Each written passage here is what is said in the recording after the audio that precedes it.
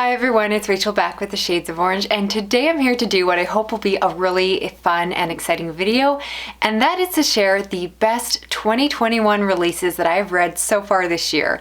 Now, normally people do these videos mid-year or at the end of the year, but I want to do this early because for a lot of you, you may not have access to these books for several months, but you're hearing lots of hype. There's all the most anticipated releases videos coming out, mine included, and sometimes it's hard to figure out which books are actually worth the money, and you have to either pre-order them or request them from your library. And again, sometimes the books just aren't as good as they sound, but sometimes they are. So I want to highlight the top books in several genres that I think, at least at this point, are the best ones I've read so far. I certainly have not read every new release or every upcoming release, but I have honestly read a lot already. I am recording this at the end of February, and I've already had the opportunity to read several books that have already been released up to the end of July. And I'm here to share with you the ones that I think are the best. I'm going to have timestamps down below if you aren't interested in some of the genres. But all that being said, let's get into the books. First, let's talk about thrillers. I want to highlight one in this category, and that is Whisper Down the Lane by Clay McLeod Chapman. This story is told over two perspectives, one being back in the 80s when there's a child that says some things to adults and accidentally makes it sound like his teacher has done some really inappropriate things, and so a witch hunt ensues, basically a satanic panic, and he has to live with the consequences of what he did. The story is also told from the perspective of a teacher in the present day who has just found the murdered body of a little pet rabbit, and he is worried that this means that people are aware of his past and it is possibly catching up with him. This is a story that is often classified as horror. It showed up on a lot of people's most anticipated horror books of the year, but I want to be very clear that I'm putting it in the thriller category. And I was at first disappointed when I realized that it wasn't the horror book I was expecting it to be. I said in my own anticipated video how I was looking forward to all these ritualistic killings, and if you go into the book looking for the same thing, you will be missing out and disappointed as well. But once I switched gears and realized that it was more of a thriller, it was more about the satanic panic than actual satanic rituals, I was able to fall into the story. The two perspectives are very interesting, the characters are well done, and I did find myself just flipping through the pages, reading it very quickly, and overall really enjoying it. So if you're looking for a good thriller that's coming out in the first half of the year, this is definitely one to watch. It is compared to things like Dark Places, and that's because of the satanic panic angle, but I want to caution that it's really hard to compare pretty much any author to my wonderful queen Gillian Flynn, and so I want to keep those comparisons at bay and kind of temper those expectations a little bit. Next, let's switch over to fantasy, and I want to talk about She Who Became the Sun by Shelley Parker Chan. This is a book that is set in the 1300s of China and follows a young girl who, right at the beginning of the novel, her father and brother are killed, and so she takes on the identity of her brother in order to protect herself, and basically she goes on to go and train in a monastery and is pulled into a epic adventure of military fantasy. This is a story that I personally enjoyed because if you follow my channel for a while, you know that I'm a really big fan of fantasy that is inspired by Asian cultures, and I thought that this one was very interesting. I love the historical basis to it. It's lighter on the fantasy elements. The young girl does see ghosts, which of course, given my love for all things horror and creepy, I really enjoyed, but it's definitely much more fantasy. It's really not a scary book, and I thought that the training montage, her learning how to be a warrior and going through the monastery school, was excellent. It's a start of a series, and I'm definitely interested to continue on. This book, in my opinion, isn't quite as good as something like The Grace of Kings or some of the other Asian fantasy I have adored in the last few years, but if you're like me and always looking for the next one coming up, this one is excellent, its own voices, and I would definitely recommend it. It's not coming out till July, so you do have a ways to wait, but again, definitely one one you might want to consider pre-ordering or requesting from your library. Now, switching over to science fiction, I read a lot more of this genre, so I do have two books I want to highlight here. The first one is We Are Satellites by Sarah Pinnisker, which follows a family in a near future where there is this technology that basically gives everyone brain implants that allow them to function at a higher rate. They're able to multitask and just have better proficiency in school and work, etc. This story is told over multiple POVs, basically the four members of this family, who consist of a lesbian couple and their two children. One is adopted, one is biological. And you get to see basically the family as they try to grapple with the ethics and decisions of whether or not to get this technology, and when they do, how it affects their lives. I thought that the conversations around near future technology that feels oh so possible was just very well done, very nuanced, and especially I think that I like the parents' perspectives, because a lot of this book dealt with the conversations about whether or not this technology was enhancing their children's life, giving them a step up, or say if they chose not to have implants, if they were unable to have these brain implants, how it would hold them back and just make it more difficult for them to function and flourish in society. So I thought this book was very topical. It really made me think. It had excellent character work, really grabbed my attention. It's fairly long, but I think that it is just very well thought out. So if you want science fiction that is very accessible, this is a great one to pick up, even if you don't read a lot of science fiction, because other than this implant technology, it basically reads like the modern day, and it's more a family story than a science fiction story, if that makes sense. It's more about the ideas than a far-flung future. There's no aliens or anything like that, so very accessible. Next, for science fiction, I want to recommend Day One by C. Robert Cargill, and this is a story that is set in a future where there are different artificial intelligence beings roaming around and interacting with society. The story is told from the perspective of a nanny bot. So essentially, this is an AI that is designed to play and protect the children that it is responsible for. And it isn't actually in the form of a human, but actually looks like an animal. So it's kind of this furry nanny companion.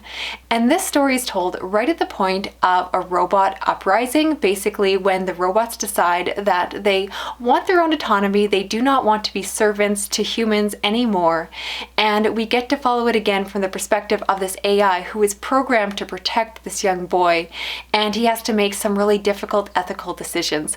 I love stories involving AI, so this one was right up my alley. I thought it was a really good balance of action as well as some really emotional moments. The character work is fantastic. I thought that it was just very well done, some really good nuanced conversations about personhood, autonomy, all of those good things that always come into play when you get these kind of stories. And it is technically the prequel to another book, Sea of Rest, but you can totally read this one as a standalone. It completely holds up, and I obviously highly recommend it. Now, switching over to horror, yes, this is probably the category most of you are waiting for, and I want to highlight two of the best horror books that I've read so far this year. There are definitely more to come, and I'm really curious to see whether or not the books that are going to come out in the later half of the year, which is usually when most of the big buzzy horror books come out, will be able to knock these two off of my best of the year list. But the first one I would want to talk about is Near the Bone by Christina Henry, and this is a story told from the perspective of a young woman who is living on an isolated mountain with a man who essentially has captured her. You find out quite quickly that he stole her away as a child and turned her into his wife. And so they're living alone, living as this inappropriate married couple when other people possibly wander into their mountainside. And there's also the possibility of something supernatural going on. There's possibly a creature nearby, and they wander into its cave, and the story goes from there. I have said before, and I'm going to say it again, that Christina Henry is a really, really good storyteller. So this is a book that I don't think necessarily breaks boundaries. I don't think it necessarily is going to reinvent the horror genre, but if you're just looking for a very classic and relatable horror story that is just going to feel very comforting, a page turner, a story that is just easy to fall into, this is that. This is the same experience I had with The Ghost Tree last year, and I'm really happy that she's returning once again with another horror book. This book also deals with the idea of a captured woman, and so you deal a lot with Stockholm Syndrome. And for those of you like myself that come from a background of reading thrillers, I think that that will really appeal to you. So again, I don't think that this book is going to reinvent the genre, but if you're looking for a really good story that is going to keep you turning the pages, this is an excellent one to check out. I'm really excited to give you a further review closer to the release date, which is early this spring. And so the second horror book that I want to recommend to all of you is my top pick for the year so far. This is the book to beat. I'm curious if anything is going to knock it off the top spot for the year, but at the moment I am just loving this book and cannot wait for it to come out so all of you can read it as well. This is actually a horror novella, and it is called Goddess of Filth by V. Castro, and this follows a group of young Mexican girls, or rather women. They are a year out of high school, and at the very beginning of the story they get together to have a bit of a seance and try to call on some spirits. Things go horribly wrong, and one of the girls has a terrible reaction. She starts crawling along the floor and appears to be possessed. The girls are terrified. However, afterwards they aren't quite sure what to make of that event. Was it real? Was it just the girl acting out? And so the story follows them afterwards as they try to figure out what is happening with this girl. So yes, this is a possession story, which is one of my favorite subgenres of horror, and it is so well done.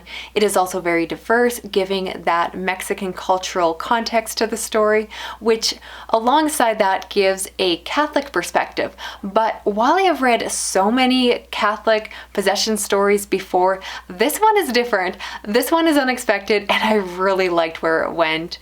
I also think this book is highly feminist, and that is just great in, again, a subgenre that often really sexualizes the women in the story. Certainly this is a sexy horror book in a way. It definitely has those adult elements to it, but it really brings back the power to the female characters. And honestly, if you're going to pick up one book off this list and you do enjoy horror, this is definitely the one I would recommend.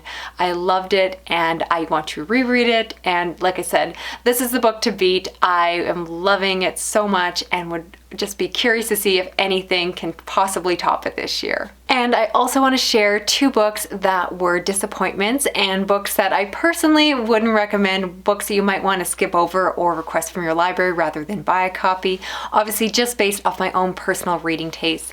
The first one is The Lost Village by Camilla Stein, and this is a translated book that is a thriller, essentially following a young woman who is going to a town where all the residents mysteriously disappeared back in the 1950s.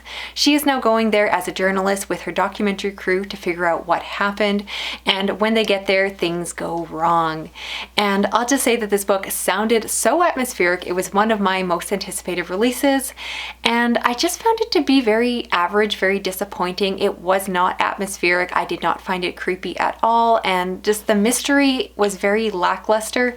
So I do want to mention this one just because other reviewers are coming out with gushing reviews of it. I've already seen, and again, obviously it comes down to personal taste, but I thought it was very underwhelming and was very disappointed. And the other disappointment I want to briefly mention is Remote Control by Nadia Corfor. This is a science fiction novella that follows a young girl that is given the touch of death from the god of death themselves and uses their power wandering around the earth. And this is a story that disappointed me primarily because while it is classified as science fiction, it really does read more like fantasy, which you can probably tell from that synopsis.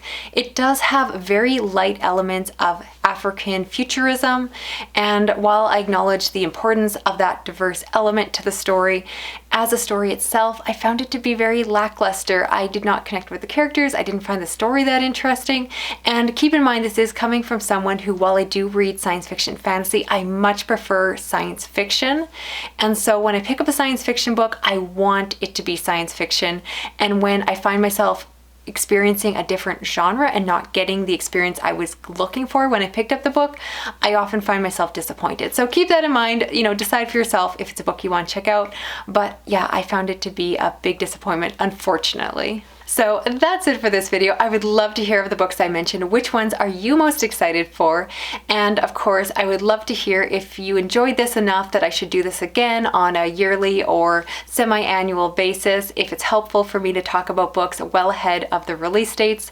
You will see these books again in future wrap-up videos. I'm going to give more detail at that time, but I basically want to give you an honest little snapshot of what I thought so that you could weigh in and decide again which books are worth your money and time.